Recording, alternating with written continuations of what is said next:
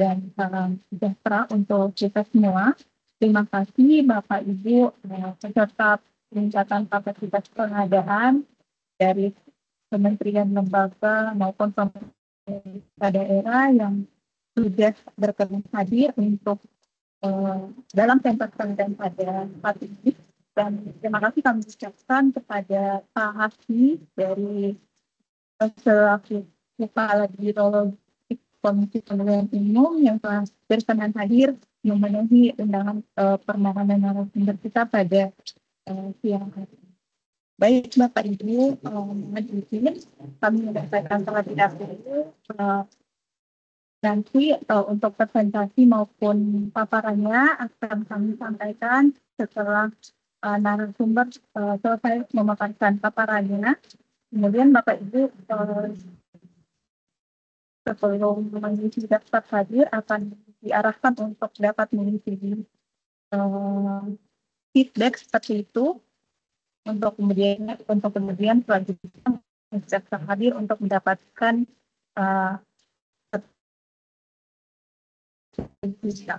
peningkatan kapasitas pengadaan pada siang hari ini yaitu terkait sharing session pengendalian kontrak logistik pemilu 2024 yang mana untuk logistik pemilu khususnya pilpres dan pileg seperti itu ya di tahun 2024. Nah, untuk sharing session pada siang hari ini telah hadir di tengah-tengah kami Pak Hasbi selaku Kepala Biro Logistik Komisi Pemilihan Umum. Terima kasih Bapak dalam sharing session pada siang hari ini. Mungkin kami akan mau menanyakan seperti itu ya untuk agar teman-teman di sini yang telah hadir juga dapat mengetahui bagaimana penerapan pengendalian kontrak pekerjaan logistik pemilu 2024 khususnya pileg dan pilpres seperti itu yang efektif sehingga meminimalisir permasalahan sampah di logistik pemilu 2024. Baik, Bapak tanpa berlama-lama langsung saja mohon izin kepada Mas Messi, selaku Kepala Biro Logistik KPU, kepada Bapak dipersilakan. Baik, Mbak Desak, terima kasih. Mohon izin Bapak Ibu. Bismillahirrahmanirrahim. Assalamualaikum warahmatullahi wabarakatuh. Selamat siang, shalom, salam sejahtera. Om Swastiastu, Namo Buddhaya, salam kebajikan, salam sehat. Mohon izin Mbak Desak, suara saya terdengar jelas ya? Ya, jelas Bapak. Baik, terima kasih Mbak Desak. Ya. Hadir juga bersama kami nih Pak Adrian, ini sebagai Kepala Bagian Dokumentasi dan Evaluasi di Biro Logistik Sekretariat Jenderal KPU RI. Mohon izin Bapak Ibu, Mbak Desak, saya ini agak kurang familiar dengan Microsoft Teams ya. Biasanya pakai Zoom meeting, jadi saya minta bantuan Pak Adrian nanti untuk ikut memaparkan Pak Adrian ya, mohon izin. Nanti juga mungkin Pak Adrian bisa memberikan insight-insight beberapa hal yang mungkin nanti terlupakan.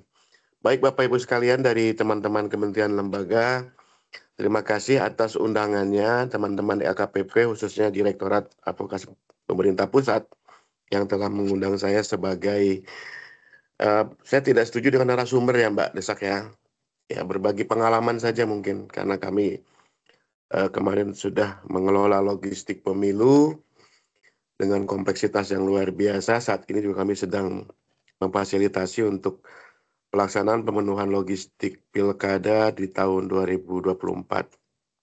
Puji dan syukur tentu kita panjatkan kehadirat Allah Subhanahu wa Ta'ala, Tuhan yang Maha Kuasa yang telah memberikan nikmat umur, nikmat sehat, sehingga kita bisa berkumpul pada siang hari ini di forum yang berbahagia dan mudah-mudahan bisa saling juga memberikan sharing pengalaman terkait beberapa kegiatan yang memang telah kita lakukan, yang alhamdulillah juga bersama-sama dengan bantuan dan asistensi dari LKPP selama ini, termasuk juga beberapa kementerian lembaga yang turut membantu kerja-kerja kami dalam pemenuhan logistik, sehingga alhamdulillah salah satu tahapan yaitu pemilu di tanggal 1 Oktober telah dilantik para anggota legislatif, DPR RI, DPD RI, DPRD Provinsi, dan DPRD Kabupaten Kota. Setelah tanggal 20 kemarin telah selesai dilaksanakan pelantikan Presiden dan Wakil Presiden. Tentu kami dikatakan tidak ada apa-apanya nih Mbak Desak yang tanpa bantuan LKPP. Alhamdulillah selama ini LKPP terus mengawal, bahkan tidak hanya di Kedeputian, membawahi Direktorat Advokasi Pemerintah Pusat, teman-teman dari katalog, teman-teman dari IT, semua membantu proses-proses pemenuhan logistik pemilu yang merupakan salah satu agenda nasional yang juga mendapatkan prioritas begitu. Banyak pihak menyatakan bahwa pemilihan umum di Indonesia merupakan proses pemilihan umum yang paling complicated. Election process in Indonesia is the most complicated election process in the world, begitu. Karena dengan DPT di tahun 2024 kemarin tercatat 203.056.758 pemilih di dalam negeri yang diselenggarakan di 38 provinsi, 514 kabupaten kota, 7.277 kecamatan dan distrik, di 83.731 desa, kelurahan, dan kampung, dengan jumlah TPS sebanyak 820.161 TPS di dalam negeri. Kemudian untuk pemilihan umum di luar negeri yang kami selenggarakan, tercatat dengan DPT 1.750.474 pemilih di 95 negara, di 128 perwakilan Kementerian Luar Negeri di seluruh dunia, dengan 3.059 TPS, baik TPS LN, kotak suara keliling maupun pos.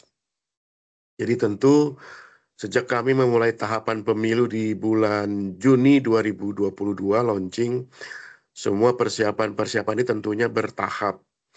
Dan memang kami ini di ujung, kami sebagai penyelenggara pemilu menyiapkan logistik ini di ujung. Karena sampai last minute ini kami kan belum tahu berapa jumlah DPT yang fix, yang permanen, yang pasti, yang final.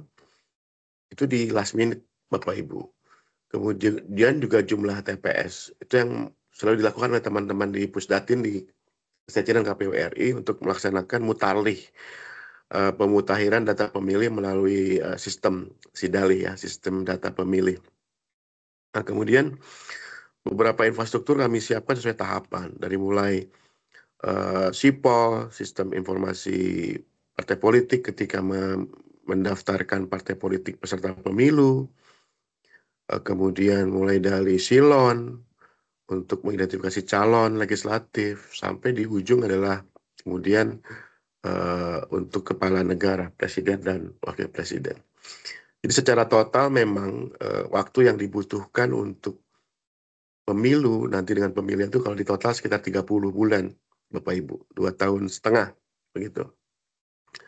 Jadi kalau orang bilang pemilu itu hanya 5 tahunan begitu ya, sebetulnya kami sudah prepare itu hampir 3 tahun sebelumnya, Bapak Ibu. Jadi kalau nanti 2029 itu akan ada pemilu lagi, kami itu dari 2007 sudah merancang infrastruktur regulasi, infrastruktur kesisteman, yang tentu melalui proses-proses asistensi dan bantuan-bantuan dari teman-teman kementerian dan lembaga, termasuk konsultasi dengan Bapak Ibu yang terhormat di Komisi 2 DPR RI. Jadi Bapak Ibu, dengan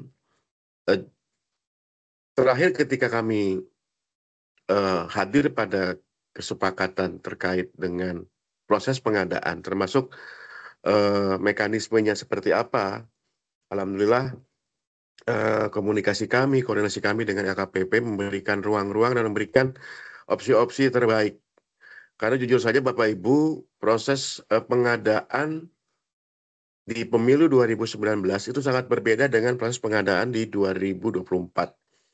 KPU RI waktu itu di 2019 diberikan waktu sekitar kurang lebih 203 hari. Nah, saat ini berdasarkan kebijakan pemerintah dan DPR RI kemarin, untuk pelaksanaan pemilu 2024 kami hanya diberi waktu 75 hari. Adapun bonus kemudian ditambah 25 hari, jadi total 100 hari. Artinya hampir setengah dari waktu yang disiapkan di pemilu 2019.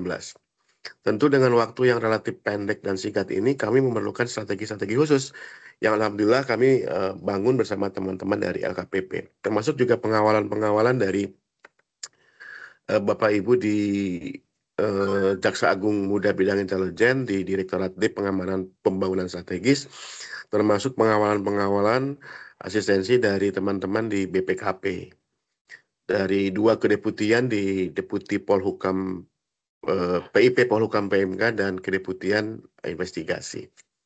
Alhamdulillah walaupun dengan berbagai dinamika, dengan berbagai persoalan yang muncul, kami merasa dapat menyelenggarakan pemilu ini dengan seoptimal mungkin, karena tentu sesuai dengan prinsip-prinsip pengelolaan logistik pemilu, tepat waktu, tepat sasaran, tepat jenis, tepat jumlah, dan tepat mutu. 5 tepat ini alhamdulillah semua barang-barang kami, baik pelaksanaan penyelenggaraan pemilu di dalam negeri dan di luar negeri, telah hadir H-1 di TPS. Nah, tentu memang ini merupakan effort yang luar biasa. Pak Adrian mungkin bisa, ini sebagai pengantar saja, nanti mungkin Pak Adrian bisa menyampaikan materi dari kami. Silakan Pak Adrian. Bisa Baik, Pak ditampilkan Karo, Pak terima Adrian. kasih. Siap. Mbak Desa, mohon izin bisa menampilkan. Ya, Pak. Sudah terlihat, Pak? Mohon izin. Sudah, Mbak Desa, terima kasih. Ya, Baik, mohon izin Pak Karo. Terima Siap. kasih Mbak Desak dari LKPP, Direktorat Advokasi Pemerintah Pusat, lalu rekan-rekan dari seluruh Indonesia, sivitas pengadaan lah, mungkin kurang lebih ya, di seluruh Indonesia yang hadir. Ini karena momentumnya adalah sharing season, jadi seperti yang hal Pak Karo sampaikan bahwa kami tidak menggurui, kami tidak menjadi narasumber, tapi hanya sharing season kepada teman-teman sekalian yang tentunya di tempat teman-teman sekalian juga kompleksitas dan dinamika pengadaan juga bisa lebih dari yang telah disampaikan. Mohon izin kami memaparkan sedikit pengalaman kami pada saat pengelolaan logistik pemilu tahun 2024. Gitu. Tadi yang disampaikan Pak Karo bahwa saat ini kami juga dengan rentang waktu yang tidak banyak dari pemilu, saat ini kami sedang mempersiapkan, memfasilitasi teman-teman KPU di tingkat provinsi maupun kabupaten kota untuk pelaksanaan pemilihan atau pilkada tahun 2024. Gitu. Jadi memang momentumnya saat ini sedang kelogistikan ya, sampai dengan nanti tanggal 26 November bahwa logistik untuk pemilihan atau pilkada harus sudah ada di TPS. Selanjutnya Mbak Desa.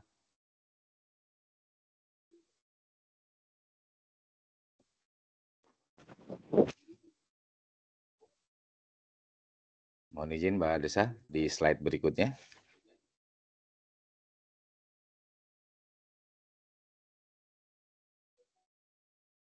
Baik Bapak Ibu, kami coba menggambarkan bahwa regulasi yang kami gunakan pada saat pengelolaan logistik pemilu tahun 2024 adalah dengan hadirnya PKPU nomor 14 tahun 2023 dan terakhir diubah dengan PKPU nomor 24. Ini perubahan kedua karena memang ada berbagai macam dinamika pada saat pengelolaan logistik sehingga PKPU tersebut dalam perjalanannya telah diubah untuk yang kedua kalinya menjadi PKPU nomor 24 tahun 2023 tentang pelengkapan pemungutan suara, dukungan pelengkapan lainnya, dan pelengkapan pemungutan suara lainnya dalam pemilihan umum. Gitu.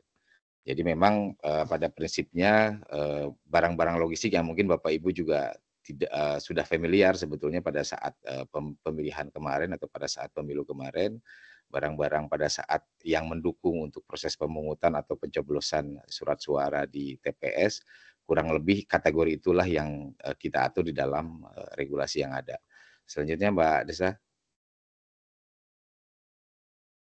Ya, jadi dari 3 kategori tadi kami membuat jenis-jenisnya logistik yang memang digunakan pada saat pemilu kemarin. Ada kotak suara, surat suara, tinta, bilik pemungutan, segel, sampai dengan alat-alat di TPS gitu. Ini dalam kategori pelengkapan pemungutan suara. Selanjutnya ada dukungan pelengkap lainnya, mulai dari sampul sampai dengan alat bantu tunanetra gitu. Jadi ini hal logistik yang juga mungkin Bapak Ibu pada saat kemarin pemilu di tahun 2024 juga sudah familiar dengan barang-barang logistik yang hadir di TPS pada saat pemungutan atau pada saat pencoblosan. Selanjutnya, Mbak Desa. Lalu selanjutnya ini kategori ketiga untuk jenis-jenis logistik yang memang hadir di TPS, sekali lagi mulai dari salinan DPT atau daftar pemilih tetap yang mungkin Bapak Ibu bisa lihat pada saat di TPS itu tertempel di dinding gitu ya. Nama Bapak Ibu sebagai pemilih yang tercantum di dalam TPS tersebut gitu. Lalu ada salinannya, ada daftar pasangan calon gitu. Daftar pasangan calon ini memuat kalau presiden kemarin calon-calon presiden yang pada saat pemungutan, lalu DPR RI, DPD, DPRD kabupaten provinsi, dan DPD kabupaten kota. Ini juga sama, biasanya itu tertampang atau tertempel di TPS-TPS pada saat Bapak Ibu akan melakukan pemungutan. Lalu daftar pasangan calon dan sebagainya, lalu ada terakhir adalah label identitas kotak, karena kotak ini harus hadir di setiap TPS berdasarkan jenis pemilunya atau berdasarkan jenis pemilihannya, sehingga pada label ini kami berikan identitas untuk mengidentifikasi bahwa kotak tersebut memang diperuntukkan bagi TPS yang dilakukan pemungutan. Selanjutnya, Mbak Desa. Nah, ini dari sisi pengadaan ya. Kemarin kami membuat strategi pengadaannya dengan pelaksanaan konsolidasi. Dan ini kami berkolaborasi dan dibimbing terus dengan teman-teman LKPP dalam pelaksanaan pengadaan barang jasa untuk logistik pemilu tahun 2024 di seluruh Indonesia gitu. Jadi kemarin kami melakukan proses pengadaannya dengan strategi konsolidasi, yaitu menggabungkan beberapa paket pengadaan untuk kita lakukan proses pemilihan. Nah, pada saat kemarin kami melakukan proses pengadaan, kami lakukan di persiapan konsolidasi itu berdasarkan keputusan LKPP tahun nomor 121 tahun 2003 adalah kami melakukan analisa kebutuhan. Tentunya kami merancang berapa kebutuhan masing-masing jenis logistik yang nantinya akan ada di TPS. Penyusunan kebutuhan ini didasarkan kepada jumlah TPS, karena logistik ini ada yang didasarkan terhadap jumlah TPS, kebutuhannya ada yang didasarkan terhadap jumlah pemilih atau DPT gitu. Jadi contohnya kotak suara atau bilik suara itu didasarkan terhadap jumlah TPS.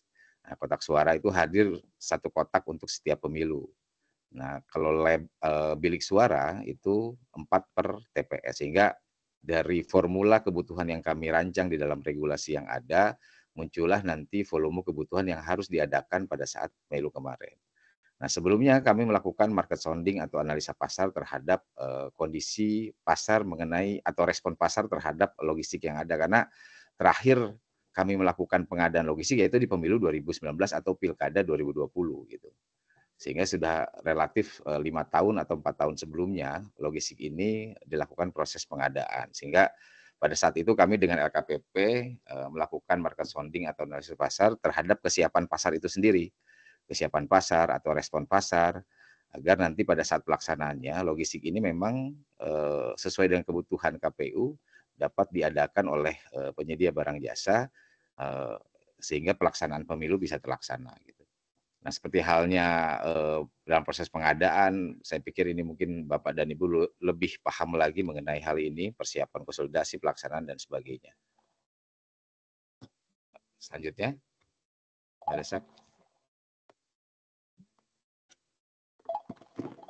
Mohon izin Bapak Ibu.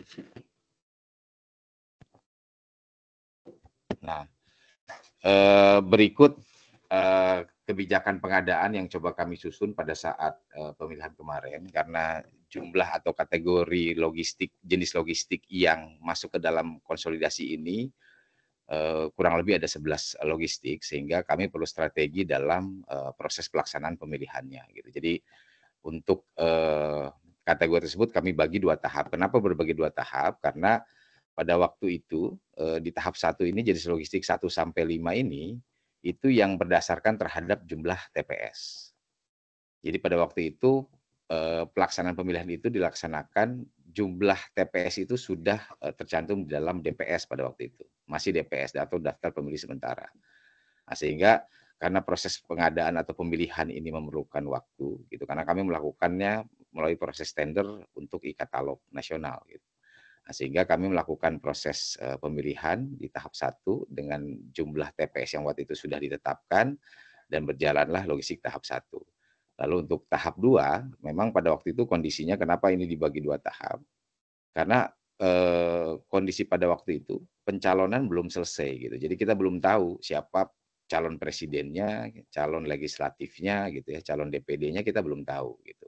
Kenapa? Karena proses pencalonan itu berjalan seiringnya waktu di tahun 2023. Nah, sedangkan proses pemilihan ini harus segera dimulai karena proses pemilihan sebagaimana mungkin Bapak Ibu juga melaksanakan di tempat masing-masing itu memerlukan waktu gitu ya, paling tidak 25 atau 30 hari sebelumnya. Nah, sehingga kami buat strategi pengadaannya kita bagi menjadi 2 tahap gitu.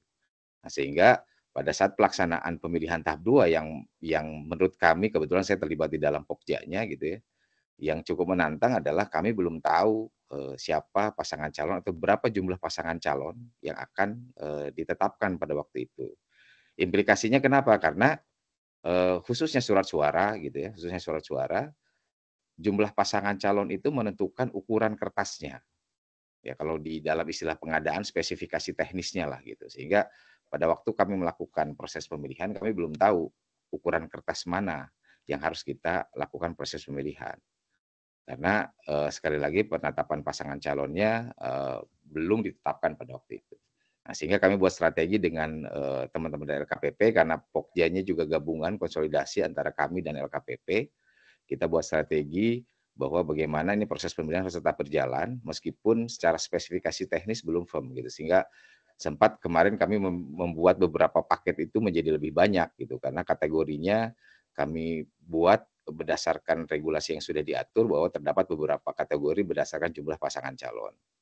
Nah, seluruh kategori itulah yang kami lakukan pemilihan. Meskipun kami belum tahu berapa penetapan pasangan calon yang pada akhirnya kita tahu bahwa di presiden adalah 3 pasangan calon. Nah, sehingga pada waktu itu ada strategi pengadaan yang kami lakukan adalah dengan membatalkan proses pemilihannya untuk pasangan calon yang tidak ditetapkan gitu. Jadi ada 1 pasangan calon, 2 pasangan calon, misalnya sampai dengan kategori waktu itu kurang lebih hampir 10 pasangan calon gitu.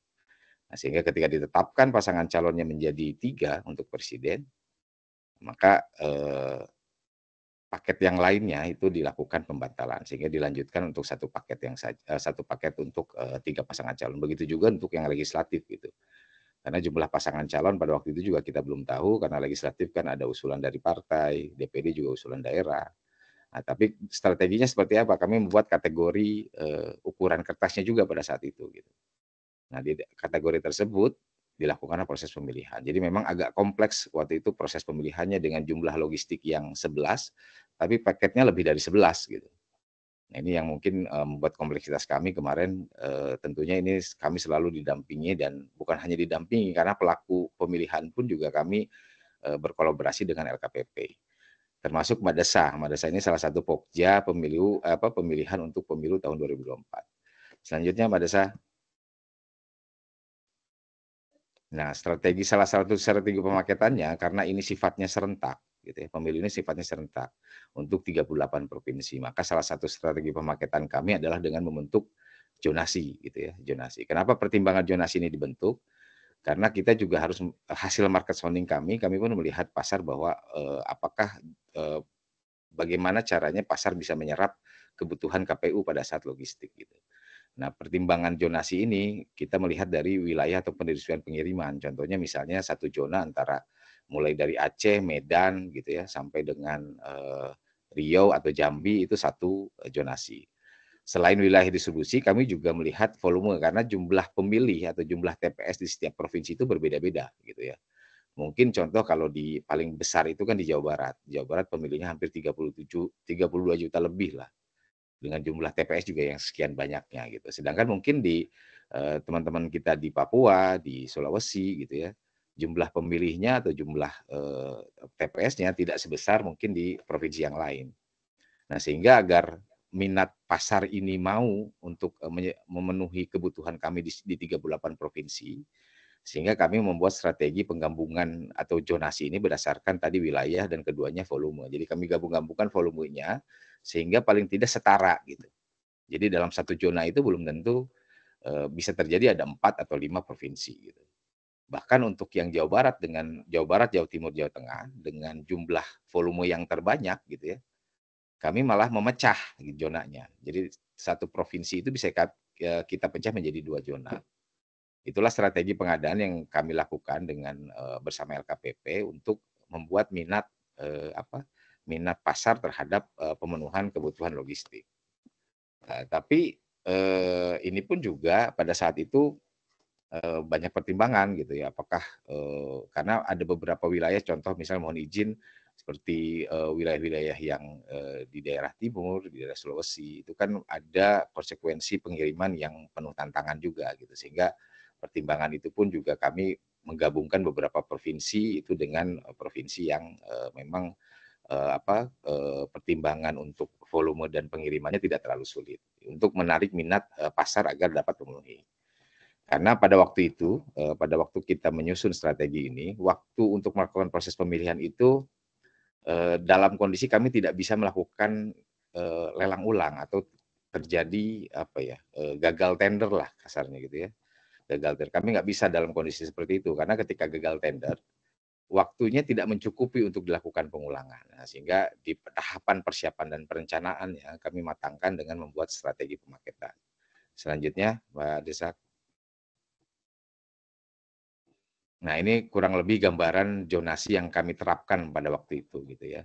Berdasarkan jenis logistiknya. Nah, kami samakan untuk misalnya kotak suara dan bilik suara karena industrinya sama gitu ya, industri untuk penyediaannya sama sehingga kami satukan dalam satu zona gitu ya.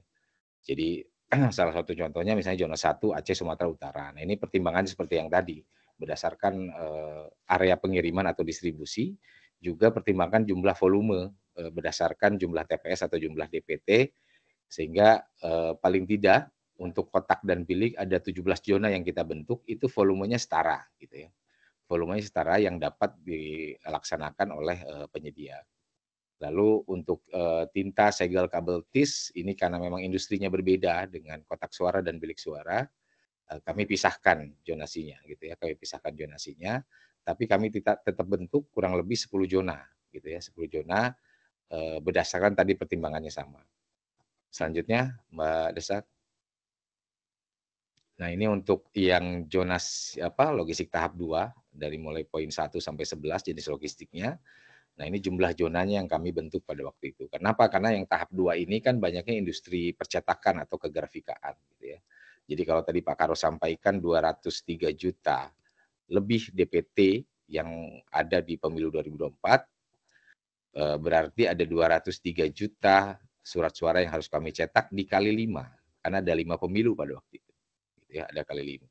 Sehingga surat suara yang harus tercetak pada waktu itu kurang lebih 1 miliar lebih gitu ya, 1 miliar lebih ditambah cadangan 2%. Jadi kalau secara jumlah volume dari tadi 203 juta pemilih, ada cadangan 2% per TPS, jadi kurang lebih 207 juta yang kami cetak per pemilu atau per pemilu. Sehingga kalau dikali 5 kurang lebih 1 miliar lebih.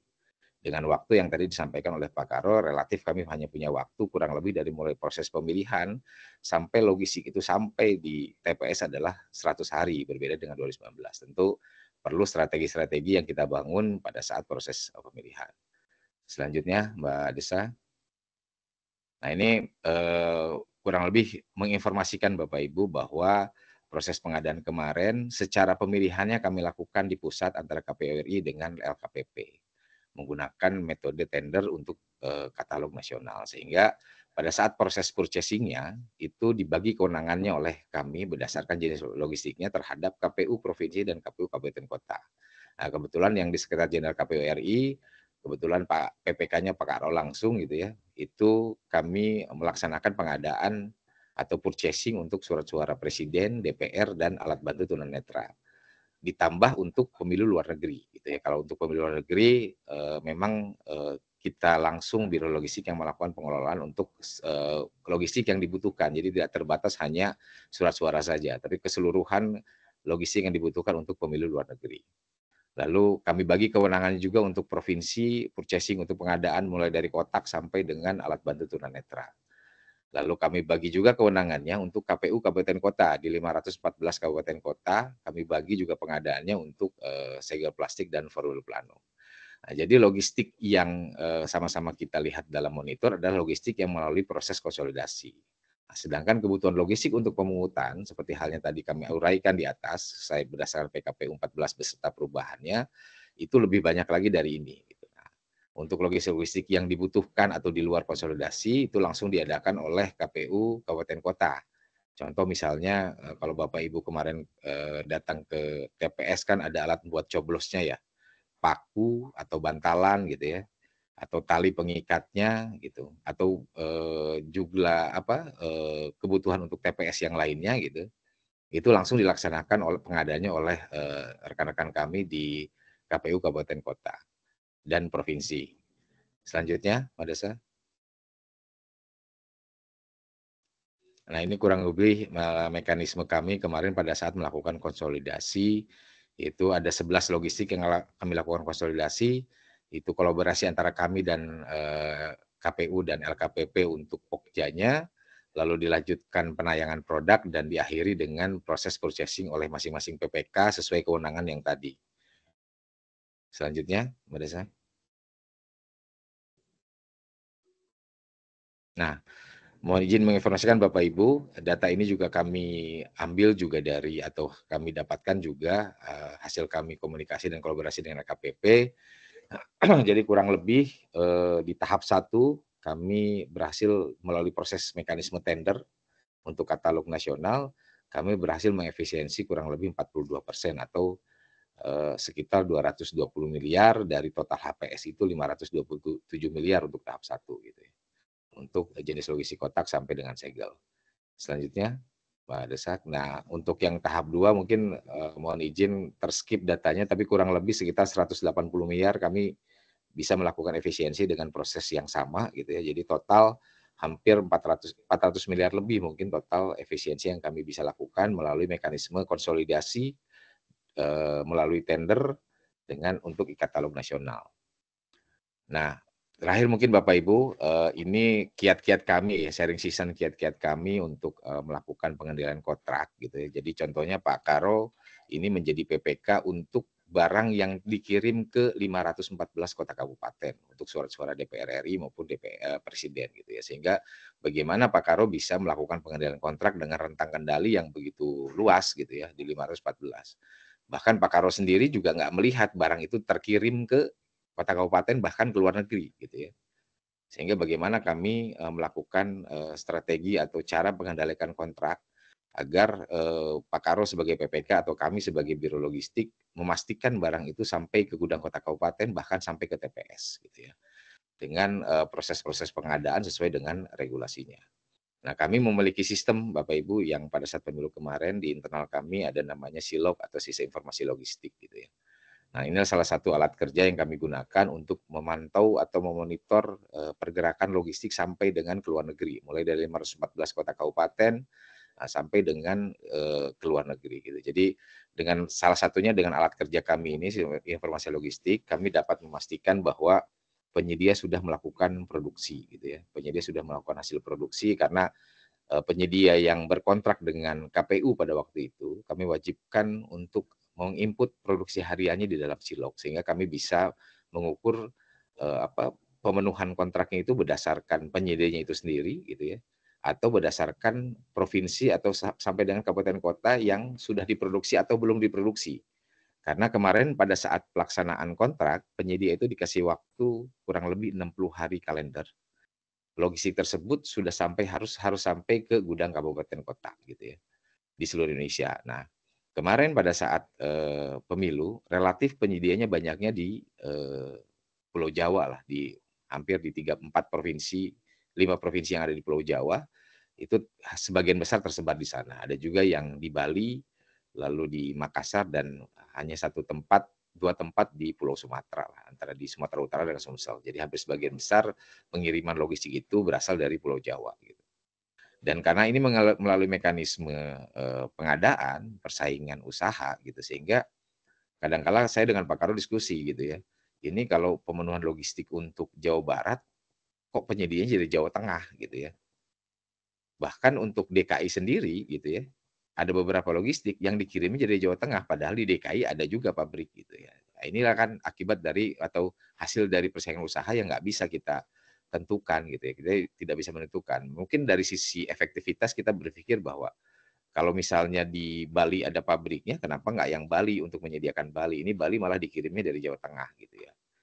Nah, tapi kita melakukan proses pengadaan berdasarkan regulasi atau ketentuan yang ada, sehingga hasil dari proses pengadaan itulah yang kita lakukan, sehingga kami berpikir bahwa ya sudah kita dalam konteks pengadaan kontraknya memang harus lebih spesifik lagi gitu ya. Salah satunya ini kita menggunakan aplikasi untuk kita monitoring. Lalu setelah penyedia membuat hasil produksi, bahwa penyedia pun harus mengirimkan, karena kontrak kami adalah Frangko Gudang Kota Kabupaten. Sehingga penyedia harus mengirimkan seluruh logistik yang diproduksinya gitu ya ke hampir 996 gudang di seluruh kota kabupaten. Karena bisa jadi satu kota kabupaten itu ada yang punya 2 gudang atau 3 gudang dengan lokasi yang berbeda. Nah, kami pastikan betul melalui Silog bahwa pengiriman itu sampai ke 996 gudang di KPU kabupaten atau kota gitu. Salah satunya melalui sistem tracking yang kami punya di dalam Silog untuk memantau pergerakan logistik ini sampai ke kabupaten atau kota gitu ya. Nah, sistem tracking ini juga kami karena pengirimannya melalui ekspedisi gitu ya. Kami coba mengintegrasikan sistem to sistem atau sistem dengan sistem terhadap aplikasi trackingnya penyedia ekspedisi, sehingga kami berharap pada waktu itu informasi mengenai pergerakan logistik ini bisa update day by day-nya gitu ya. Lalu juga kami lakukan monitoring untuk pengiriman logistik ke luar negeri gitu, karena pada saat proses pengelolaan logistik kemarin kami punya gudang di daerah dekat dengan bandara gitu ya, Bandara Soekarno-Hatta, itu untuk kami lakukan proses pengelolaan logistiknya gitu ya di gudang, sehingga ketika kami kirimkan ke 128 perwakilan itu kalau dari sisi kami logistik itu sudah setengah jadi lah gitu ya. Nanti tinggal pada saat diterima oleh rekan-rekan PPLN di 128 perwakilan, itu tidak seluruhnya PPLN harus melakukan proses tata kelola logistik gitu ya. Contohnya misalnya kalau Bapak Ibu hadir di TPS bahwa surat-surat itu sudah terlipat gitu. Nah, sedangkan dari penyedia barang itu belum terlipat. Nah, sehingga kami di KPU Kabupaten Kota maupun kami yang mengelola pengelola negeri, kami harus melakukan penyortiran dan pelipatan serta perhitungan. Karena prinsipnya logistik kan harus tepat waktu, tepat mutu, tepat jumlah gitu. Sehingga proses itulah yang kami lakukan di gudang biasanya. Nah, untuk luar negeri kami lakukan di gudang kami di dekat bandara. Setelah kami selesaikan proses tahapan pelipatan dan sebagainya, baru kami kirimkan ke 128 perwakilan luar negeri di 95 negara. Lalu Silog ini juga dapat memonitoring itu pergerakan logistik setelah proses pengelolaan tadi di gudang. Logistik tadi sudah kami satukan, sudah kami masukkan ke dalam kotak suara, kami kirimkan ke TPS gitu. Sehingga tadi Pak Karo sudah sampaikan ada 821.000 TPS 161 TPS di dalam negeri dan 3.000 sekian di luar negeri. Kami pastikan bahwa tanggal 13 Februari pada waktu itu sebagaimana amanat undang-undang bahwa logistik harus sampai di TPS 1 hari sebelum hari pemungutan. Dengan sekian ratus ribu jumlah TPS, kami KPU dan KPU Provinsi Kabupaten Kota juga berjibaku dan memastikan bahwa ini sampai ke TPS dengan dinamika dan tantangan tentunya geografis yang pada waktu itu juga sedang musim hujan gitu ya, sedang musim hujan tinggi sehingga tantangannya akan lebih gitu ya. Dalam pendistribusian juga kami bekerja sama dengan TNI dengan penggunaan alutista TNI gitu. Jadi ada yang dikirim melalui helikopter TNI atau kapal-kapal KRI TNI gitu ya. Sehingga itu upaya kami untuk memastikan bahwa logistik itu sampai ke TPS. Lalu keduanya karena rentang kendali yang jauh dan keduanya juga PPK yang di teman-teman kami di satuan kerja juga tentunya kan punya rentang kendali yang jauh juga karena lokasinya di Papua tapi harus mengendalikan kontraknya produksinya ada di Jawa misalnya gitu. Nah, kami membuka ruang komunikasi dengan seluruh satuan kerja KPU dan PPK seluruh Indonesia dalam rangka pengendalian kontrak untuk memastikan bahwa logistik itu sampai ke gudang kota kabupaten tidak melewati waktu pelaksanaan kontrak dari penyedia, kurang lebih kemarin itu 60 hari gitu ya. Lalu dalam waktu 60 hari itu, selama masa waktu 60 hari itu, kami juga membuat forum-forum evaluasi dengan penyedia gitu. Kami beberapa kali mengumpulkan penyedia, kita coba nilai kinerjanya gitu ya, apakah pemenuhannya sudah berapa persen, dengan sisa waktu pelaksanaan berapa lama gitu ya. Kami lakukan forum-forum itu, salah satunya melalui sistem informasi logistik gitu ya. Lalu setelah di dalam forum itu juga kami membuat analisa karena kami punya tim ahli kegrafikaan yang sengaja kami gunakan gitu ya. Kami bekerja sama dengan tim ahli. Kita membuat analisa kinerja penyedia melalui pemenuhan kebutuhannya gitu ya. Jadi pada waktu itu kami lihat produksi sampai dengan misalnya 20 hari masa kontrak itu harusnya sudah berapa persen. Kami lihat laporan dari Silog maupun konfirmasi langsung ke penyedia, ternyata ada yang kurang dari 20% misalnya gitu ya. Kami lakukan analisa gitu, kami lihat kenapa kendalanya bisa terjadi kurang dari 20% misalnya pada waktu itu. Nah, kita buat strategi bagaimana ini bisa terpenuhi gitu ya. Misalnya kami minta menambah jam kerja, misalnya gitu ya, menambah jam produksi gitu. Atau ketika misalnya ada barang-barang logistik seperti sampul yang harus menggunakan tenaga manusia untuk proses produksinya gitu ya, untuk sampul kubus misalnya, kami meminta penyedia ketika presentasinya kurang baik itu menambah orang untuk melakukan proses finishing sampulnya gitu. Itu bagian dari strategi yang kami lakukan.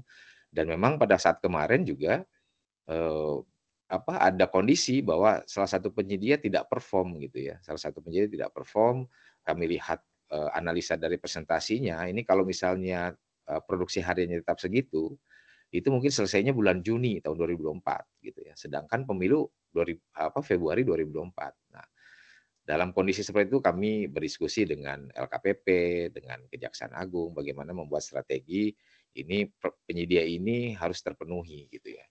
Karena di kondisi logistik pemilu mungkin ada yang membedakan dengan pengadaan di tempat Bapak Ibu adalah ketika misalnya penyedia ini tidak perform gitu ya, dia dikenakan sanksi penalti 1 per mil per hari gitu, ataupun blacklist gitu ya, itu resikonya hanya di penyedia gitu. Tapi kalau di kami ketika penyedia tidak perform, demokrasi ini tidak terlaksana gitu ya, karena pemungutan tidak akan terjadi di TPS kalau logistiknya tidak ada gitu. Sehingga kami tidak bisa dihadapkan bahwa ini hanya sekedar untuk pengenaan denda gitu ya atau pencantuman dalam daftar hitam misalnya, tapi pemenuhan kebutuhan logistik ini tetap harus dilaksana. Sehingga di titik itulah kami kemarin coba berdiskusi dengan stakeholder yang ada, kami membuat strategi bahwa tetap ini harus produksi harus tetap dijalankan. Dan alhamdulillahnya sebagaimana mungkin Bapak Ibu kemarin hadir di 14 Februari 2024, logistiknya tersedia untuk pemungutan. Nah, itulah bagian dari latar belakang yang kami lakukan sehingga logistik tersebut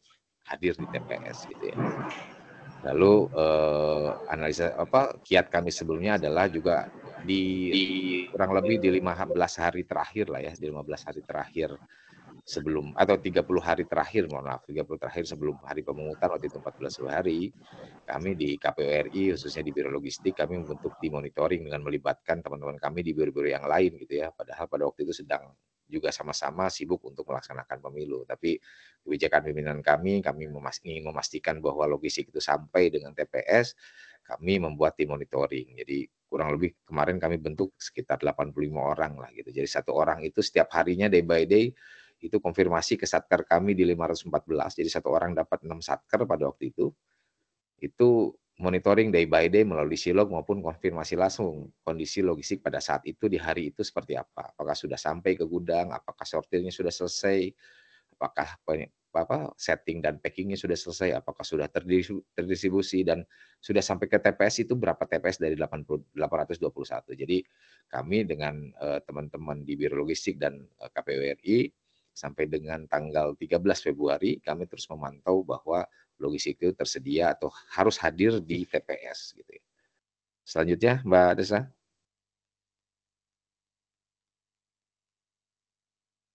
Nah, mungkin itu paparan dari kami Bapak Ibu. Mohon izin ini hanya sharing season pengalaman kami dalam pengelolaan logistik pemilu tahun 2024. Begitu juga sekarang dengan hal yang sama, dengan konsep yang sama, kami juga akan lakukan di Pilkada 2024. Mudah-mudahan teriring doa dari Bapak Ibu sekalian kami dapat melaksanakan tugas ini sampai dengan pelaksanaan Pilkada nanti, sehingga prinsip demokrasi di pengelolaan logistik di pemilihan ini bisa terlaksana. Demikian Mbak Desah, izin Pak Karo, terima kasih. Assalamualaikum warahmatullahi wabarakatuh. Waalaikumsalam. Oke, terima kasih Pak Adrian, Kabag Dokumentasi dan Evaluasi di Biro Logistik Sekjen KPU RI. Memang Bapak Ibu, yang unik dari pemenuhan logistik pemilu ini adalah kami itu tidak masuk ke dalam rangkaian tahapan.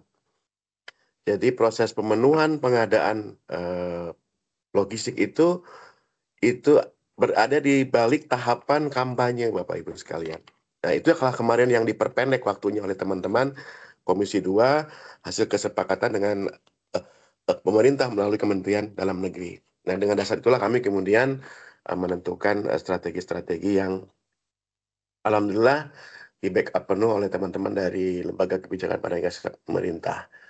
Itu mungkin Bapak Ibu sekalian, kurang lebihnya mohon maaf, tentu juga atas nama KPU RI mungkin, khususnya dari Kedeputian Bidang Teknis di Biro Logistik, barangkali dalam pelaksanaan pemilu kemarin di TPS Bapak Ibu ada yang kurang-kurang pas, kurang-kurang tepat, ya kami mohon dimaafkan, karena memang begitu kompleksnya pengendalian kontrak yang kami lakukan, dengan waktu yang singkat tentu ini juga saya meyakini akan banyak sekali terdapat kekurangan, terdapat hal-hal yang mungkin tidak berkenan bagi Bapak Ibu sekalian. Saya pikir itu yang dapat kami sampaikan dari Biro Logistik. Mungkin pada saat kami buka juga ruang untuk berdiskusi itu. Terima kasih. Saya tutup dengan wassalamualaikum warahmatullahi wabarakatuh.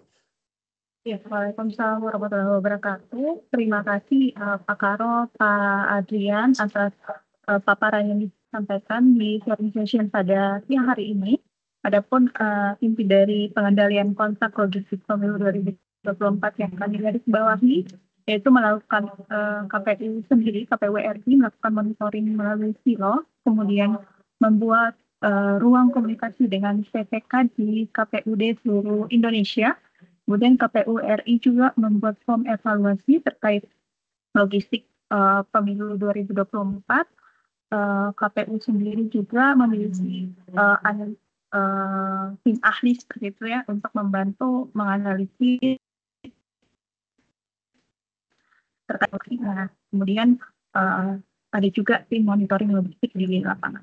Baik Bapak Ibu sekalian, untuk mengefisienkan waktu, mungkin langsung saja Bapak Ibu di sini sudah ada yang raise hand, dipersilakan kepada Pak Kurniawan Ilyas.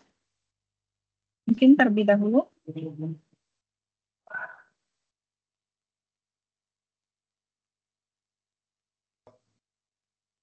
Bahkan Bapak ya, kedengaran ya? Ya. Ya, kedengaran. Baik. Assalamualaikum warahmatullahi wabarakatuh. Selamat siang.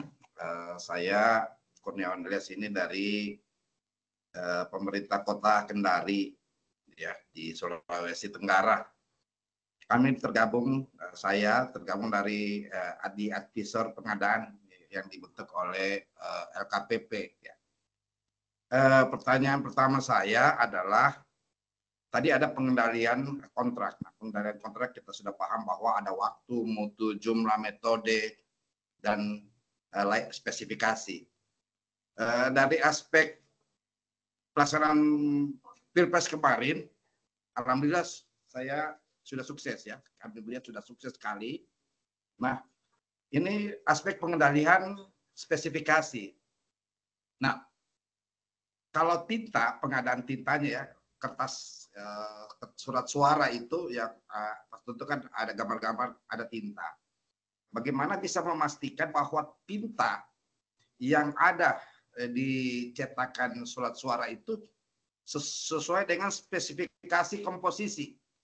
Ada tidak spek yang sudah ditetapkan oleh PPK? Itu pertama. Yang kedua, pada saat menetapkan spesifikasi luasan khusus untuk surat suara, adakah juga spesifikasi yang sudah ditetapkan demikian?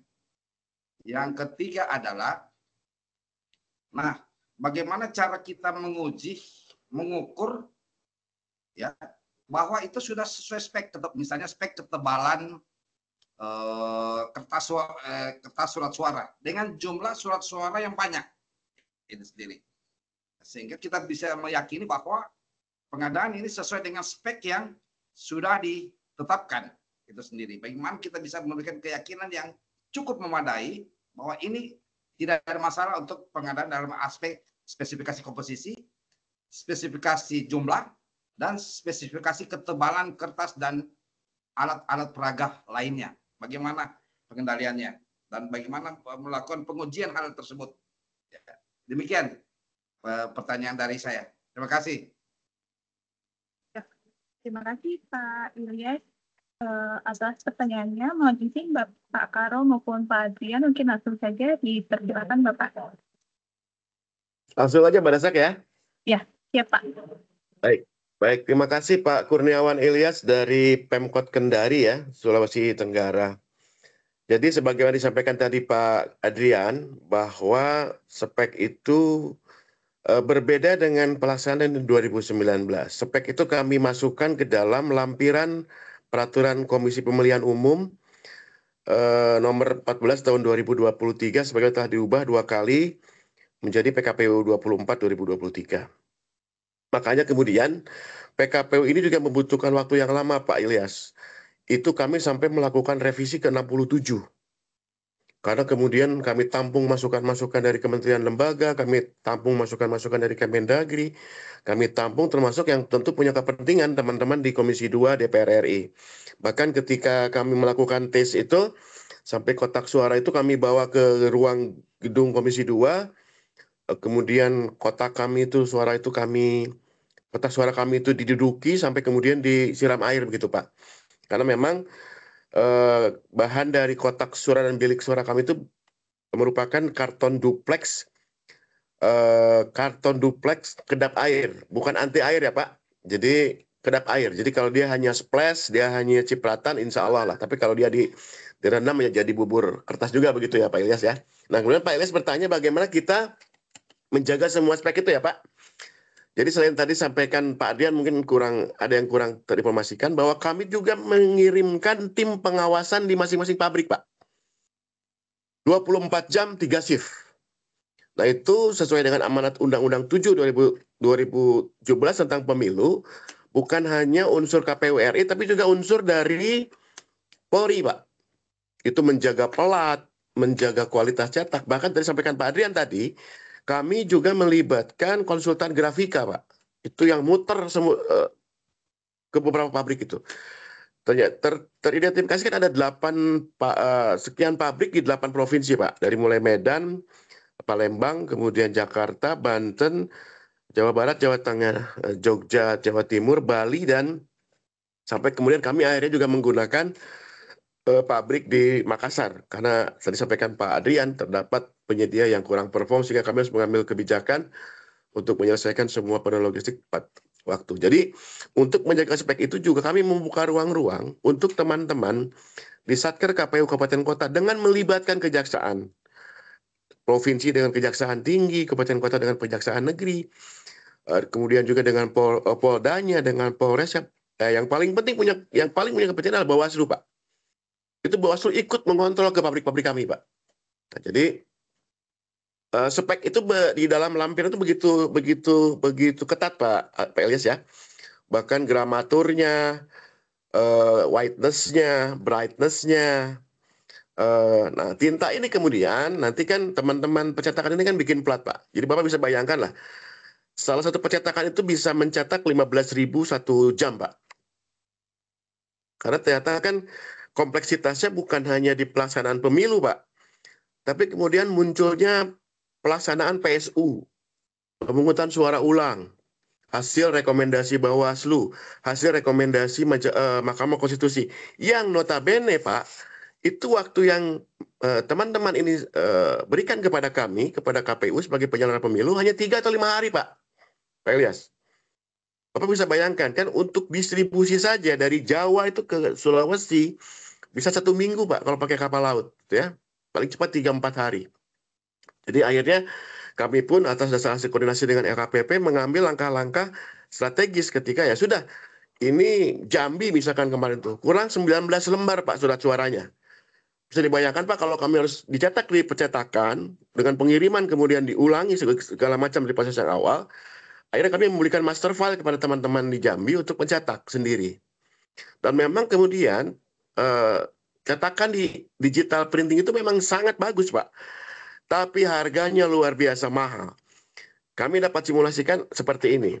HPS untuk daftar pasangan calon presiden kemarin itu 918 Pak. Nah, ketika pelaksanaan PSU di beberapa tempat, itu kami sampaikan master file ke beberapa teman-teman Satker. Di Tasik itu yang HPS kami seharga 918 ketika dicetak digital printing, di Tasikmalaya menjadi 25.000 Pak. Di beberapa daerah menjadi 57.000. Ada yang 100.000, bahkan di Aceh sampai 500.000 Pak. Bapak bisa bayangkan ini potensi temuannya seperti apa. Jadi memang alhamdulillah ya dengan kerjasama berbagai stakeholder, semua spek itu begitu rinci di dalam PKPU kami Pak Ilyas.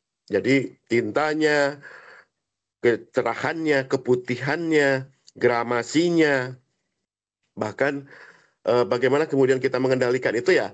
Ada tim 24 jam, 3 shift per 8 jam di masing-masing pabrik, didampingi kepolisian, teman-teman dari Satker, KPU, provinsi baik kabupaten kota melakukan visitasi didampingi oleh teman-teman Bawaslu termasuk jajaran samping Forkompimda, kadang-kadang dengan Kesbangpol, dengan kejaksaan dan kepolisian. Itu datang ke pabrik untuk memastikan bahwa semua proses-proses ini sudah dilaksanakan dengan baik sesuai spek. Bahkan kalau Bapak mungkin baca berita itu beberapa teman-teman Bawaslu bahkan menyatakan bahwa surat-surat kami kurang baik, rusak, sehingga dicetak ulang. Itu kejadian di Luwu ya Pak Adrian ya. Di Luwu sampai tercetak kembali kita harus mencetak 600.000 Pak lembar surat suara. Karena ada kunjungan langsung saat itu dari Pak PJ Gubernur Sulsel, kemudian didampingi Pak Kapolda dan Pak Pangdam, menyatakan bahwa 600.000 surat suara kami itu dianggap tidak layak. Sehingga kami harus mencetak ulang kembali Pak. Jadi itu mungkin Pak Ilyas ya yang dapat kami sampaikan, kontrol-kontrol kami, pengendalian kontra kami, dengan begitu banyaknya dan masifnya jumlah logistik yang kami produksi. Bahkan kalau boleh kami jujur di forum ini bahwa kami pun disomasi Pak oleh beberapa asosiasi karena tinta kami ini kemarin itu purely menggunakan tinta, mohon maaf ya bukan maksudnya untuk surat suara, tinta yang untuk apa di celupan itu Pak. Nah itu kan tintanya itu menggunakan bahan baku gambir. Itu gambir itu di pasar itu 80.000 Pak, 1 kilo. Nah sebelumnya di 2019 tinta itu berbahan dasar kimia. Nah asam perak nitratnya saja Pak itu 8 juta per kilo Pak. Makanya tadi sampaikan Pak Adrian, kami bisa melakukan efisiensi di tahap 1 225 miliar dan di tahap 2 kami bisa berhasil melaksanakan efisiensi di 156 miliar begitu Pak. Jadi memang begitu cara kami untuk kemudian mengendalikan kontak dengan melibatkan begitu banyak stakeholder. Demikian Pak Ilyas, terima kasih atas pertanyaannya. Terima kasih Pak. Terima kasih Pak. Akan disampaikan dari Pak Adrian, ada hal yang mau disampaikan Pak Adrian? Izin Pak Karo mungkin tambahan Pak Ilyas, jadi dalam konteks kami memastikan spesifikasi, contoh misalnya kertas gitu ya, berapa tebalnya, apakah sesuai spesifikasi. Jadi kemarin pada saat selesai pemilihan dan ketemu pemenangnya gitu ya, sebelum mereka melakukan produksi, kami melakukan tes lab Pak. Kami melakukan tes lab terhadap kualitas kertas sesuai dengan spesifikasi, baik gramatur, kecerahan dan sebagainya ya. Itu kami lakukan untuk seluruh penyedia menyampaikan hasil tes labnya dari sisi penyedia dan kami pun sendiri melakukan tes lab juga gitu ya. Kami lakukan tes lab juga dari sisi KPU sehingga kita bisa komparasikan gitu ya. Lalu tadi bagaimana menentukan kualitas cetaknya tadi sampaikan Pak Karo dari sisi penyedianya, dari sisi percetakannya sudah begitu rigid kami lakukan. Juga di dalam ketika barang itu sampai gudang kabupaten kota Pak Ilyas, itu ada proses sortir gitu ya. Jadi kami melibatkan hampir mungkin ribuan masyarakat di setiap kabupaten kota. Contoh misalnya di Kabupaten Bogor itu hampir 2.300 orang kami libatkan untuk melakukan proses sortir yang ketat gitu. untuk memastikan bahwa fotonya tidak buram, warnanya tidak buram, tidak ada yang sobek misalnya. Karena di proses produksi dengan jumlah yang sebagian masif tentunya mereka pun juga tidak secara optimal memastikan bahwa kualitasnya itu sesuai. Nah, sampai ke gudang kota kabupaten, kami pastikan lagi itu dengan proses sortir, Pak. Dan ketika ada yang tersortir, Pak, karena di kontrak kami adalah kewajibannya mereka harus memenuhi, ya mereka harus cetak lagi. Gitu. Jadi kalau di satu kota kebutuhannya 1 juta surat suara, ketika sortir ternyata 200.000 itu tersortir, 200.000 itulah yang harus diproduksi dan disampaikan lagi, dikirimkan lagi ke kabupaten kota. Itu kiat-kiat kami dalam proses pelaksanaan memastikan bahwa logistik kami sesuai dengan spesifikasi yang ditetapkan. Mungkin itu tambahannya, Pak Ilyas. Terima kasih, Mbak Desa. Mungkin Mbak Desak ada satu lagi yang lupa saya sampaikan dengan Pak Adrian nih. Silakan, Approval Pak. dummy ya Pak Adrian ya. Approval dummy Pak. Jadi ketika kami kemarin misalkan calon presiden itu Pak, itu teman-teman LO kami sebut ya, dari partai pengusung itu kemudian menyampaikan foto kepada kami Pak. Nah foto itu kemudian di-approval. Kami buatkan dummy-nya, di-approval baik kepada pasangan 1 Pak Anies dan Pak Muhaimin, pasangan 2 kepada Pak Prabowo dan Pak Gibran, termasuk ke pasangan 3 Pak Ganjar dan Pak Mahfud MD begitu. Nah itu prosesnya juga lumayan lama Pak untuk meng-ACC sampai sesuai begitu. Nah apalagi sekarang Pak Ilyas pilkada, bayangkan ada 37 gubernur dengan beberapa kombinasi pasangan calon, termasuk ada 508 bupati, kabupaten, dan wali kota yang akan melaksanakan pilkada. Tentu dengan kerumitan yang juga luar biasa kompleks begitu. Dengan waktu yang kami sekarang ini hari berapa Pak Adrian ya? Tinggal 38 hari lagi ya Pak. Ini kami sedang berproses, baik di tahap 1, tahap 2, alhamdulillah tahap 1 sudah selesai 100% lah kurang lebih. Tahap 2 ini yang masih berjalan Pak, karena boleh kami sampaikan di forum ini, kalau Bapak-Bapak dengar tadi Pak Adrian bilang ada alat bantu coblos tunanetra Pak. Itu kami melibatkan teman-teman disabilitas netra Pak. Itu yang akan kami tempel di masing-masing TPS. Dengan sekarang saya sampaikan tadi, karena tercatat ada yang sampai 6 pasangan calon Pak. 6 pasangan calon, ada yang 5 pasangan calon. Nah, di pilkada saat ini pula, sekarang ini kami juga menghadapi 37 daerah yang melawan kota kosong Pak. Ini juga lumayan apa namanya nanti, karena begitu kota kosong menang, kami harus melaksanakan lagi pemilu di tahun paling lambat di September 2025, Pak. Persis ketika kami kemarin melakukan PSU untuk DPD Sumbar, itu persis seperti pemilu, Pak. Kami mengulang seluruhnya dengan satu kotak surat suara saja. Karena kemarin Pak Irman Gusman setelah kalah dari mengajukan ke Bawaslu, tadi beliau menang di Mahkamah Konstitusi, sehingga kami mendapatkan kewajiban dari Mahkamah Konstitusi untuk melaksanakan pemilihan suara ulang untuk surat suara DPD di Sumbar. Demikian Mbak Desak tambahannya, terima kasih. Baik, terima kasih Pak Hasbi, Pak Adrian atas diskusinya seperti itu. Dari Pak Kurniawan Ilyas, ada yang mau ditanggapi Pak atau cukup?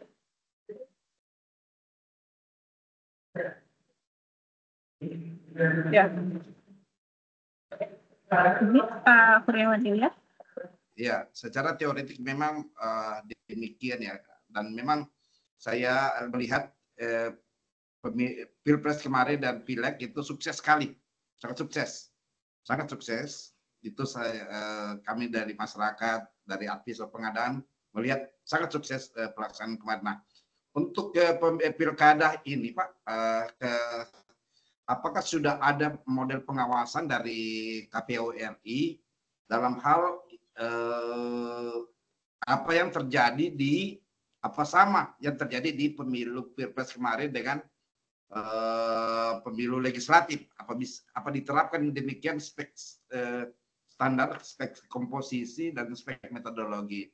Karena di beberapa pengamatan saya ini di daerah selalu ada masalah tipikor Pak. Itu bisa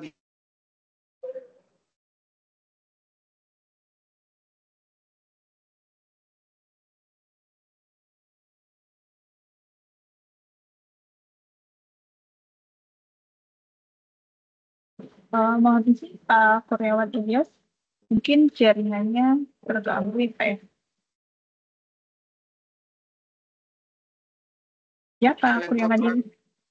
Ya, pengendalian kontrak di pusat itu seperti bagaimana supaya permasalahan tipikor pengadaan pilkada ini, alat peraga dan surat suara dan lain-lain tidak berulang lagi. Itu saya kira sudah banyak catatan di KPU RI selalu bermasalah untuk pengadaan logistik dan lain-lain. Dan bagaimana pengendalian itu? Terima kasih Pak. Baik Pak Kurniawan. Jadi Pak Kurniawan, sebelum saya menduduki jabatan sebagai Kepala Biro Logistik, kebetulan saya juga diberi amanah sebagai Inspektur Wilayah, Pak. Yang disampaikan Pak Kurniawan itu betul sekali. Kami mengidentifikasi sewaktu kami menjadi Inspektur Wilayah itu 8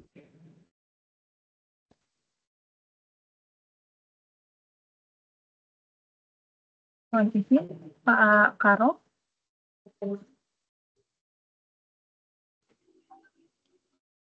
Ya. Sepertinya ke kick out Mbak Desak, Pak Ya. Karonya. Pak Karo kayaknya. Ya, mungkin menambahkan sambil Pak Karo nanti coba terhubung lagi, Pak Ilyas. Jadi memang untuk pilkada ini dengan model yang sama kami terapkan dengan apa yang kami terapkan pada saat pemilu kemarin. Saat ini juga hampir tim kami di KPRI sudah ada di setiap pabrik percetakan gitu ya, khususnya surat suara. Lalu di 508 kabupaten kota yang melaksanakan pilkada dan 37 provinsi itu secara bergantian juga mengawasi Pak gitu ya, berdasarkan jadwal cetaknya. Karena memang di pilkada ini amanat itu harus dilaksanakan oleh satker kami di 37 dan 508, sehingga kami mengatur jadwal mereka untuk mengawasi di pabrik-pabrik selama 24 jam. Juga dari teman-teman satker juga membawa Bawaslu di kabupaten kota masing-masing atau provinsi untuk memastikan itu. Lalu kami juga sudah bekerja sama dengan Mabes Polri gitu ya untuk memastikan bahwa hadirnya tim Polri di setiap percetakan untuk mengamankan selama 24 jam. Lalu juga teman-teman satker juga membawa teman-teman dari kepolisian di daerah masing-masing, kejaksaan. Jadi kami harapkan metode pengamanan berlapis ini memastikan lagi Pak, memastikan lagi kualitasnya baik, hadir tepat waktu gitu ya. Jadi model-model ini terus kami koordinasikan dan diskusikan dengan stakeholder Pak gitu. Contoh misalnya kayak pengiriman sekarang pilkada Pak, saya ilustrasikan gitu. Ada pengiriman itu kan harus sampai ke Paniai Pak, Papua Tengah misalnya gitu. Itu kami pastikan bahwa logistik itu terkawal oleh Polri dan KPU. Jadi personil kami yang pengirimannya melalui kapal laut Pak, sekian hari gitu ya, 5 atau 7 hari, itu di kapalnya mengawal Pak. Dari Polri 1, dari Polda Papua Tengah 1, misalnya dari KPU 1, atau dari Polres gitu. Itu mengawal sampai ke pelabuhan yang tujuan di daerah Papua sana, untuk sampai nanti juga dilakukan pengamanan dari tempat pelabuhan pertama sampai ke Paniai misalnya. Nah, itu upaya-upaya yang kami lakukan dalam konteks pengamanan dan pengawasan baik dari sisi pengamanan secara umum maupun pengawasan terhadap kualitas produk logistik, Pak. Mungkin itu tambahannya, Pak Kurniawan. Ya, terima kasih Pak. Mohon maaf, tadi saya terpental nih Pak Kurniawan. Berusaha masuk lagi. Saya lanjutkan mungkin menambahkan Pak Adrian tadi. Jadi memang metode yang dipakai sekarang agak berbeda Pak Kurniawan. Kami di asistensi oleh KPP, kami menggunakan mini kompetisi sekarang. Nah kebetulan juga di KPU RI terbentuk struktur baru Pak. Jadi tugasnya agak ringan ini, ada Biro Barjas BMN. Nah gitu, jadi tugasnya dari sana, kami tetap support, kami tetap bantu, bahkan beberapa teman kami juga menjadi bagian dari Pokja. Bagian dari tim fasilitasi, karena pilkada ini semua PPK-nya kami serahkan kewenangannya kepada KPU Provinsi dan Kap Kota, Pak. Kami KPU RI hanya memfasilitasi. Tapi tadi kami sampaikan, mungkin terputus ya, ketika kami menjadi inspektor wilayah, itu ada 82 satker KPU yang sedang berurusan dengan APH, baik kejaksaan, kepolisian, terkait dengan pengolahan logistik pemilu, pengadaan khususnya, Pak. Karena memang ya tadi NPHD ini kan karena uangnya besar, kemudian ya mohon maaf mungkin teman-teman hilaf segala macam, pengelolaan yang tidak baik, walaupun sebagian juga saya lihat mens rea-nya, tapi karena pengelolaan dan tata kelolanya yang buruk sehingga kemudian menimbulkan aspek-aspek kerugian negara. Itu yang kemudian kami sekarang coba antisipasi Pak Kurniawan melalui kami terbitkan regulasi terkait pengelolaan tata logistik yang baik dari mulai awal pengadaan sampai perencanaan sampai ke proses-proses nanti penghapusan. Jadi itu mungkin Pak Kurniawan yang bisa kami sampaikan dan kami tambahkan. Terima kasih. Ya, terima kasih Pak. Ibu Desa, terima kasih. Pak Karo.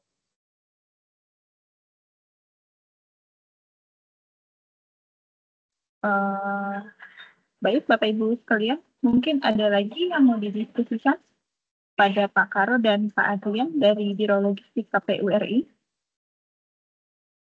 Ya, kalau belum ada, mohon izin ini Pak Karo, Pak Adrian, mungkin saya akan membacakan pertanyaan di kolom chat seperti itu ya, yang terkait pengadaannya. Nah, untuk pengadaan logistik pemilu Pileg dan Pilpres di tahun 2024 ini, mengapa menggunakan e-katalog? Jadi di tender dulu, kemudian ditayangkan ke dalam e-katalog itu seperti apa pertimbangannya? Kemudian mungkin dengan seperti itu melalui tender dulu pemilihannya, kemudian dikatalogkan, apa sih perbedaannya dengan pengadaan logistik pemilu mungkin dengan timnya atau seperti yang silakan Bapak. Pak Adrian hadir ya, Pak Adrian ya. Siap, Pak. Nah, Ya. jadi memang Bapak Ibu sekalian, ini juga yang menjadi pertanyaan BPKP Kedeputian Investigasi. Karena secara konsep dan norma, katalog nasional itu kan memang terkait dengan barang yang memang dipergunakan semua KL.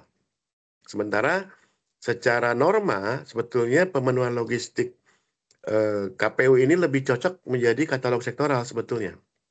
Tapi alhamdulillahnya, karena ini melihat kedaruratan nasional, pesta demokrasi rakyat, juga prioritas pembangunan nasional, KPP kemudian membuat bukan diskresi sebetulnya ya, membuat strategi yang kemudian ini juga membantu dan mempermudah langkah-langkah kita. Nanti mungkin secara teknis Pak Adrian bisa menggambarkan seperti apa. Yang pasti kami hadir pada kondisi ini tidak kami mengambil kebijakan sendiri.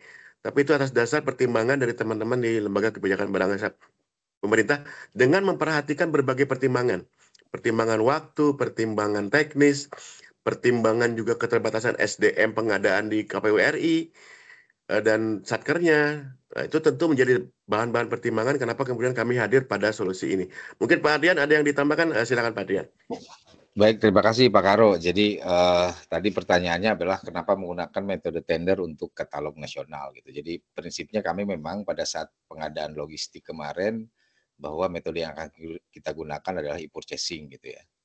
Nah, tapi pada saat kemarin bahwa produk logistik kami itu secara produk belum ada di katalog nasional pada waktu itu. Nah, sebagaimana di keputusan LKPP 121 bahwa untuk pemilihan penyedia yang nantinya akan menanyakan produk di katalog nasional itu bisa berbagai macam metode ya, ada negosiasi misalnya atau mini kompetisi dan tender. Dan akhirnya kami putuskan kami menggunakan mekanisme tender untuk memilih penyedia yang nantinya akan menanyakan produk di katalog. Karena kenapa menggunakan katalog? Karena kewenangan atau PPK kami ini tersebar di 514 dan 38 provinsi, satu di Sekretariat Jenderal. Sehingga kompleksitas jumlah PPK ini yang banyak, kita berdiskusi dengan LKPP, pertimbangan dari berbagai macam stakeholder, akhirnya kita menggunakan metode purchasing untuk mengefisiensikan dari sisi proses pengadaannya. Mungkin itu tambahannya, Mbak Desak. Ya, terima kasih Bapak. Jadi, mohon izin yang tadi dengan Bapak Syarul tanya di kolom chat seperti itu ya. Jadi jawabannya seperti apa yang disampaikan Pak Karo dan Pak Adrian tadi, untuk pertimbangan efisiensi, ketepatan waktu juga, dan implementasi pengadaan yang dilakukan oleh KPU ini terkait pengadaan logistik tahun 2024 juga mengacu pada keputusan LKPP nomor 121 tahun 2023 Bapak Ibu tentang pelaksanaan konsolidasi pengadaan barang jasa pemerintah untuk katalog elektronik. Baik, mohon izin mungkin yang seperti disampaikan Pak Adrian juga bahwa Pak Karo dan Pak Adrian juga sedang ini ada flight ya Pak ya. Di jam selanjutnya mungkin mohon izin Pak, apakah bisa satu pertanyaan lagi? Boleh Mbak Desak, mohon izin Bapak Ibu Bisa, karena saya bisa, dan Mbak Pak Karo Desak. sedang di luar kota sehingga kami harus pulang ke Flightnya jam Jakarta 7 jadi kok. kami silakan Mbak Iya, Desa. iya, siap Bapak. Mungkin dari Pak Andre, silahkan Pak Andre. Mohon izin. Kesempatan, selamat siang Pak Karo, Pak Adri. Izin bertanya Pak, terkait pengambilan kontrak, maka PPK biasa dibantu oleh super tim.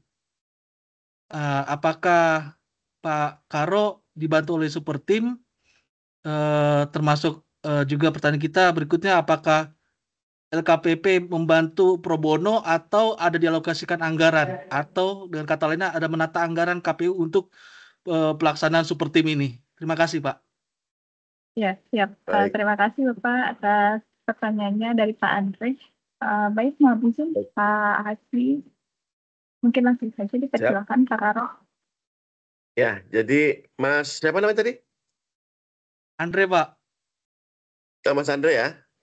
Jadi mohon izin Mas Andre, PPK untuk katalog nasional sendiri itu bahkan KPA-nya diemban oleh Pak Deputi di LKPP. Deputi Transformasi Pengadaan Digital ya Pak Adrian ya. Nah kemudian PPK-nya itu adalah Direktur Advokasi, mohon maaf, PA-nya itu Deputi Pengadaan Transaksi Digital, KPA-nya itu Pak Direktur Advokasi Pemerintah Pusat, dan PPK-nya salah satu pejabat fungsional media di LKPP. Nah, jadi kami fokus kepada PPK pengadaan saja Pak Sandri. Dibentuk super tim sih secara formal tidak ada ya.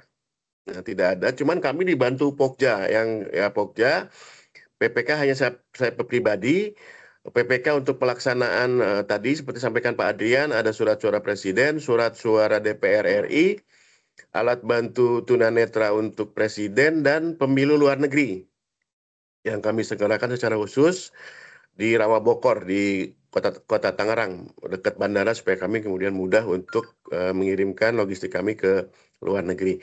Jadi kalau bicara super tim, kami tidak bentuk super tim, tapi nanti mungkin Pak Adrian yang bisa kasih insight. Kebetulan saya punya dua kabag yang luar biasa, luar biasa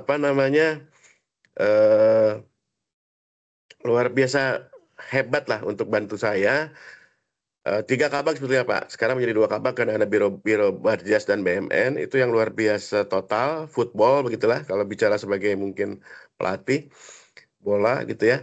Yang pasti bahwa memang KPU ini ketika melaksanakan tahapan, itu tidak mengenal hari kerja Bapak Ibu sekalian. Jadi kami menggunakan hari kalender. Jadi Sabtu, Minggu, kalender merah pun kami sikat sebagai bagian dari kerja-kerja kami untuk melaksanakan tahapan. Bahkan di beberapa kesempatan mungkin termasuk sampai hari ini di pemilihan pilkada pun walaupun kami tidak directly involved, tapi karena sesuai dengan Undang-Undang Pilkada di pasal 10 huruf B itu KPU RI sebagai penanggung jawab akhir, kami itu tetap memfasilitasi dan juga sepertinya sama pola kerja dan itunya dengan ketika melaksanakan pemilu kemarin. Jadi buat kami ini di KPU RI khususnya di logistik mungkin pulang jam 10, jam 11 malam itu masih sudah mewah begitu Pak Andre ya. Karena memang kami harus pastikan semuanya berjalan sesuai dengan waktu yang kami juga sangat ketat dan sangat rigid begitu. Yang kedua terkait anggaran, ya anggaran yang kami, nanti mungkin Pak Adrian yang bisa jawab ya, anggaran dengan teman-teman LKPP. Alhamdulillah bisa diajak ngutang juga nih teman-teman LKPP ketika honor-honornya belum clear gitu ya Pak Adrian ya. Alhamdulillah begitu sangat tulusnya teman-teman LKPP membantu kami. Silakan Pak Adrian terkait hal-hal yang ditanyakan Pak Adrian, mungkin ada tambahan silakan. Baik, terima kasih Pak Karo. Jadi tadi disampaikan Pak Karo bahwa dalam proses pemilihan itu karena ini katalog nasional sesuai regulasinya bahwa memang pelaku pengadaannya ada di LKPP. Tapi untuk Pokjanya kami memang kolaborasi antara KPU dengan Pokja yang kalau tadi di sana sumber anggarannya, untuk Pokjanya sumber anggaran ada di KPU gitu ya. Nah, tapi kalau untuk pembentukan pada saat tim proses pemilihan gitu ya, apakah ada tim pendukungnya? Pada waktu itu ada, sesuai dengan ada keputusan SK dari KPU, ada beberapa yang kita libatkan untuk tim pendukung Pokja terutama itu gitu, atau tim pendukung PPK pemilihan. Nah, dalam konteks pelaksanaan, PPK-nya ini kan beralih menjadi PPK kewenangan atau sesuai dengan PPK purchasing-nya ya, terutama yang Pak Karo sebagai PPK purchasing, pada itu PPK pelaksanaan untuk memonitor surat suara Presiden, DPR, ABTN, dan luar negeri. Ya, tadi disampaikan mungkin salah satu timnya adalah kami membentuk tim dengan tenaga ahli grafika yang kami hire khusus untuk memastikan gitu ya. Selebihnya memang hanya dikelola di internal kami di Biro Logistik untuk membantu Pak Karo gitu ya. Kami ada beberapa personil yang kita terlibat langsung kerja bersama di Biro Logistik untuk membantu Pak Karo memastikan dari sisi PPK bahwa secara akuntabilitas, secara kinerja penyedia gitu dan sebagainya, kita sama-sama kerja bersama, dan tentunya dalam pelaksanaannya pun kami terus berkoordinasi dan konsultasi dengan LKPP gitu ya. Dalam pelaksanaan bagaimana tadi misalnya dalam konteks pengendalian kontrak gitu ya. Apa penerapan regulasi apa yang paling tepat dalam pelaksanaannya gitu.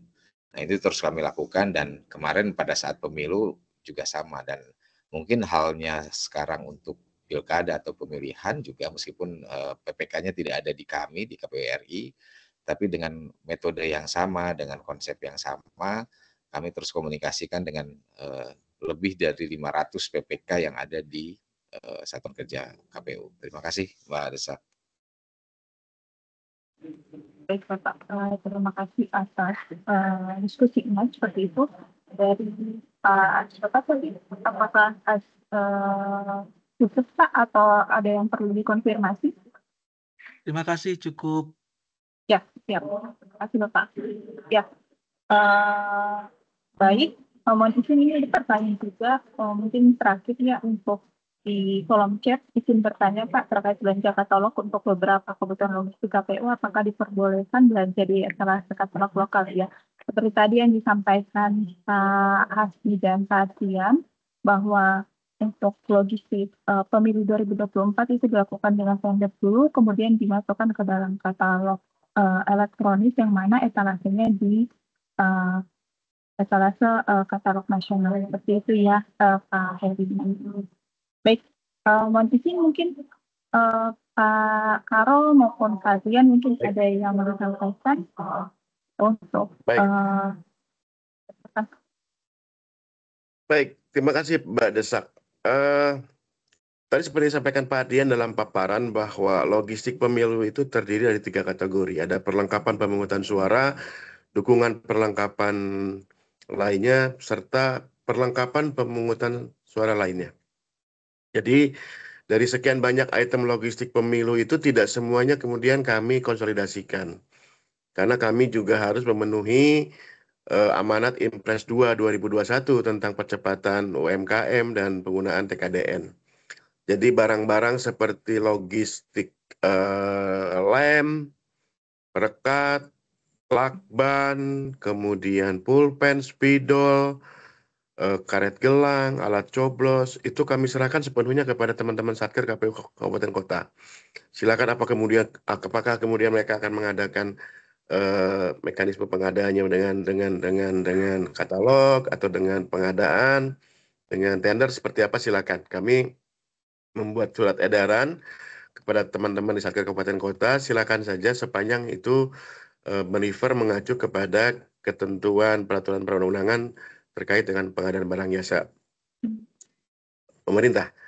Jadi tidak semuanya kemudian serta-merta kami lakukan konsolidasi, karena memang kami menyadari bahwa beberapa item logistik ini memang segmennya adalah segmen industri gitu. Tidak mungkin kemudian segmen ini kami serahkan kepada UMKM. Tapi sebaliknya juga ada beberapa logistik kami yang memang sudah seharusnya menjadi segmentasi untuk UMKM. Mungkin itu yang dapat kami sampaikan. Pak Adrian, silakan apabila ingin menambahkan. Ya, baik Pak Karo, terima kasih. Pak Adrian. Baik, terima kasih Mbak Desah. Jadi memang terima kasih kami sudah dihadirkan dalam forum yang sangat penting dan baru pertama kalinya juga buat kami sebetulnya untuk hadir di forum ini. Mudah-mudahan apa yang kami sampaikan bisa bermanfaat untuk Bapak Ibu. Tentunya dinamika pengadaan di setiap tempat pasti ada, tapi prinsipnya bahwa kami melaksanakan proses pengadaan sampai dengan pelaksanaannya tetap berpedoman terhadap regulasi yang teman-teman LKPP hadirkan, dan ruang-ruang komunikasi dan konsultasi kami sampai saat ini kami terus melaksanakan itu dengan LKPP gitu. Bahkan kami sekarang sedang ada di Jogja juga sama, kami mengumpulkan seluruh peserta dari 514 kota kabupaten dan 38 provinsi, juga menghadirkan teman-teman dari LKPP juga untuk sama-sama kita mendapatkan pencerahan dari sisi pengadaan.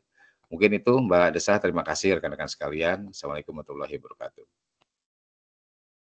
Ya, terima kasih Pak Hasbi, Pak Karo, Pak Kepala Biro Logistik Komisi Pemilihan Umum, Pak Adrian yang telah berkenan hadir ya dan bersedia memenuhi undangan kami pada pentas pengadaan siang hari ini.